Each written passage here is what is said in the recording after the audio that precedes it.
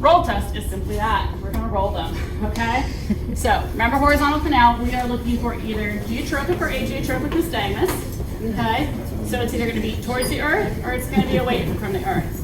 We are looking at a horizontal canal, so we're going to be adjusting head position, but now we're supine, so now we're going to be bringing the head flexed, which we did when we sat, right, too? So we're going to be bringing the head up to about 20 degrees of flexion when we perform the test, okay? So let's say we think it's on his right side. The same concepts are going to remain. We're going to test the left ear first, so we want to test the ear that we think is not involved, okay? So a roll test is simply, we are going to bring their head so that it's 90 degrees to the left, and so that it's basically parallel with the ground. Now, does everybody have that much cervical flexion? So it may not happen just from the neck. We can try. If a person has that amount of neck flexion, we're just going to turn their neck, okay?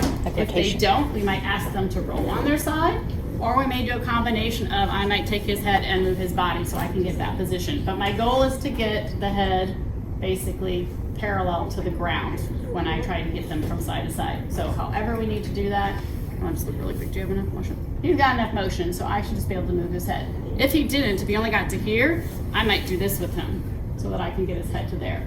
Or I could simply, if I know they're really stiff, I might just be like, on the count of 3, we're gonna roll onto your left side. 1, 2, 3, and I might just bring everything over, okay? No matter what, the head position is here when we're done, okay? So based on your patients, they may not have all the cervical range of motion, so you as a therapist will have to determine what's the best way to get them into that position, but you want that position of their head when you finish, okay? So it simply is just gonna be that. I'm gonna be looking at the eyes, and all I'm gonna do is I'm gonna just turn your head fairly quickly to the left, okay? Okay. All right, ready? Here we go. 1, 2, 3. I'm gonna turn, and I'm gonna look at the top eye. It's gonna be very hard for me to see the bottom eye, and I'm gonna watch to see if this eye is beating down towards the earth or if it's beating up, okay? That's the roll test. Very difficult, okay? So, but the big thing is I still have him in that flexion, so when I bring him back, that head is still flexed. So a lot of people want to just go and they change the head, okay? It needs to stay flexed. It needs to be up like that, okay? When I bring him back, I'm gonna rest, and then I'm gonna test the other side. So we're gonna do it to the right this time. Okay, 1, 2, 3.